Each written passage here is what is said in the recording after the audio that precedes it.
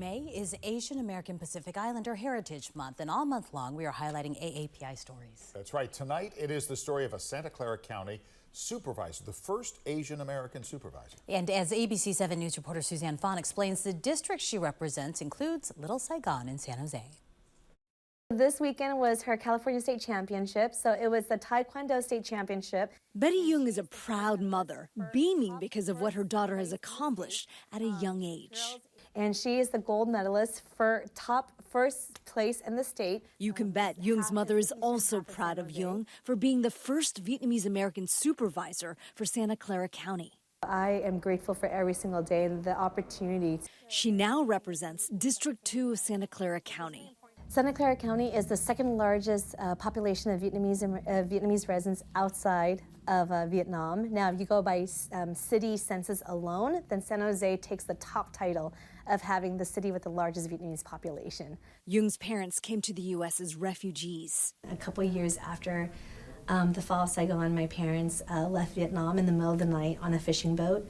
They floated out on the ocean for about 5 days, and then were picked up by a shipping container. Early on, Duong said she learned a valuable lesson from her mother. And I hear her words that she said to me at every turn throughout my childhood and life is, "I did not cross the ocean for you to give up." So that's something that stays with me a lot.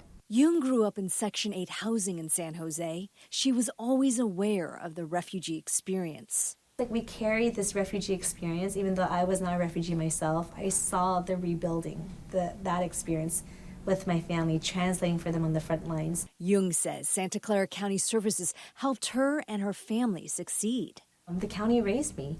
The county support program, the housing program, social services, family stabilization services, the healthcare system provided care for my family and for myself. Duong went to De Anza College, UC Berkeley, and eventually graduated from law school at UC Davis, going on to work for various county leaders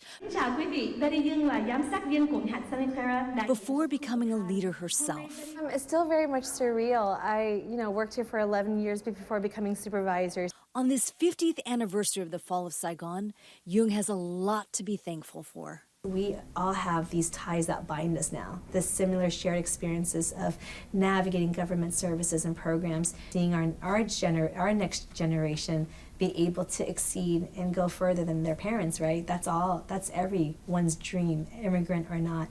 Duong says she's proud of what Vietnamese Americans have accomplished since they first settled in the Bay Area. Like, we just didn't live here. We helped build the landscape. The Vietnamese American community made so many contributions to the tech boom, to the Silicon Valley industry. So many of our parents worked on the assembly lines of Silicon Valley, baking wafers, troubleshooting boards, and making sure that we were the workforce alongside so many immigrant workforces that fueled the Silicon Valley tech boom. We have our own little Saigon. We have representation at school board levels, at city council, now at the county supervisors level. This is a place where Vietnamese Americans were not just welcomed, they became part of the fabric of this community. Duong says she's learned to live and give because of her family's struggles. She says she and many other next generation Vietnamese Americans are committed to the American dream. I love that I get to be a part of the process, the commitment, and the mission to build a better world, to build a world that I wish my family had when they first came to America. In San Jose, Suzanne Fawn, ABC 7 News.